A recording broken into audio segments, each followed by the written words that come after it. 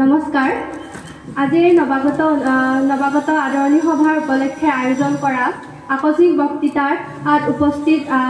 বক্তৃতা প্ৰতিযোগিতাত উপস্থিত থকা প্ৰিমিয়াৰ ছিনিয়ৰ ছেকেণ্ডাৰী স্কুলৰ সন্মানীয় অধ্যক্ষা মহোদয়, লগতে আজি বিচাৰক মণ্ডলী আৰু উপস্থিত সদন, পোনপ্ৰথমে মই আপোনালোক সকলোকে শ্ৰদ্ধা জ্ঞাপন কৰিছোঁ। আজি মোৰ ভাগত পৰা বিষয়টো এটি খুব গুৰুত্বপূৰ্ণ বুলিয়ে ভাবোঁ, কাৰণ এইজন ব্যক্তিয়ে আমাৰ অসমৰ নাম গোটেই দেশতে জিলিকাই থৈ গৈছিল। সেই ব্যক্তিজন হৈছে আমি সকলোৱে জানো তেখেতক সুধাকণ্ঠ ৰূপেৰে।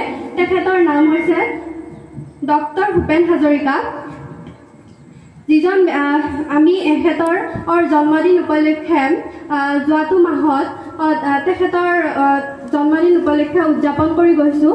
তেখেত এজন এনেকুৱা ব্যক্তি আছিল যিয়ে আমাৰ অসম তথা ভাৰতক গোটেই বিশ্বত জিলিকাই তুলিছিল। তেখেতক আমি ভূপেন মামা হিচাপেও জানো। তেখেতে বিভিন্ন ধৰণৰ গীতৰ মাজেৰে আমাক আমোদ জনাইছিল।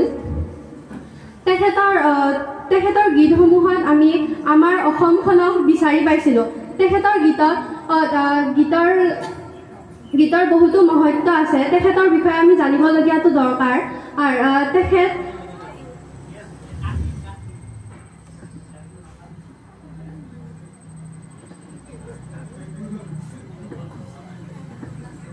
তেখেতৰ গীতসমূহৰ মই উদাহৰণ দিবলৈ ধৰিছোঁ, যেনেকুৱা মানুহে মানুহৰ দৰে, অসম আমাৰ ৰূপহী। সেই গীতকেইটা আমাৰ মাজত খুব গোৱা হৈ থাকে। আমি সেইকেইটা গীত জানো। সেয়েহে মই মানুহে মানুহৰ গীতটো দুটা লাইন গাই দিব বিচাৰিছোঁ। মানুহে মানুহৰ বাবে যদিহে অকণো নেভাবে, অকণি সহানুভূতিৰে